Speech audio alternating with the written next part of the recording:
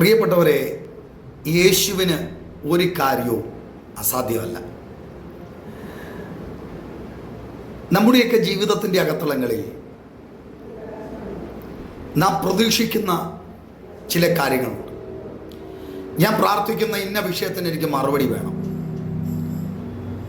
ഞാൻ ചെയ്യുന്ന വിഷയത്തിന് എനിക്ക് റിസൾട്ട് ഉണ്ടാവണം, എൻ്റെ എല്ലാ മേഖലകളിലും ഞാൻ ചിന്തിക്കുന്ന പോലെയൊക്കെ നടക്കണം.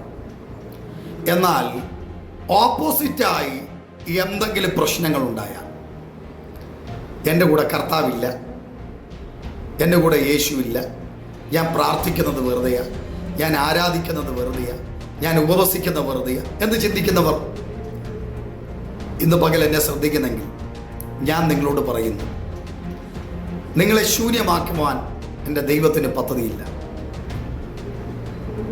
നീ തീർന്നു പോകാതിരിക്കാനാണ് ചില ശൂന്യതകൾ നിന്റെ മുമ്പിൽ ദൈവം കൊണ്ടിട്ട്, നീ ഇപ്പോൾ ചെയ്യുന്നത് ശരിയല്ല, അത് തെറ്റാണ് എന്ന് കാണിച്ച് തെറ്റുകളെ തിരുത്തി മുന്നോട്ട് പോകുവാനുള്ള ഒരാർജവം നിനക്ക് നൽകാൻ വേണ്ടിയ ഇപ്പോൾ സംഭവിക്കുന്ന ചില പ്രതിസന്ധികൾ.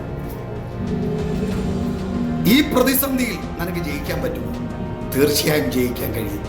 കാരണം കടലിന് മീതെ നടന്നവനല്ലേ യേശു കർത്താവ്, മരിച്ചവനെ ഉയർപ്പിച്ചവനല്ലേ എൻ്റെ യേശു കർത്താവ്.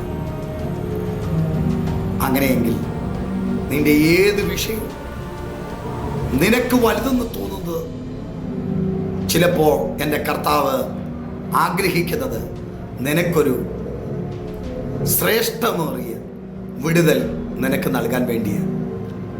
പ്രിയപ്പെട്ടവരെ, നീ തകർന്നുവെന്ന് നീ പറയുന്നു, പക്ഷേ ദൈവം നീ തകർന്നതായി ഇതുവരെ കണ്ടിട്ടില്ല. പക്ഷേ അവൻ്റെ ഉള്ളങ്കരം നിന്നെ താങ്ങിയിട്ടുണ്ട്, നിന്നെ പ്രൊട്ടക്ഷൻ ചെയ്തിട്ടുണ്ട്. അതുകൊണ്ട് ഭയപ്പെടാതെ ഈ പ്രഭാതത്തിൽ നീ മുന്നോട്ട് പോകുക. പ്രതിസന്ധിയിൽ ദൈവത്തിൻ്റെ കരം കൂടുണ്ട്. God bless you.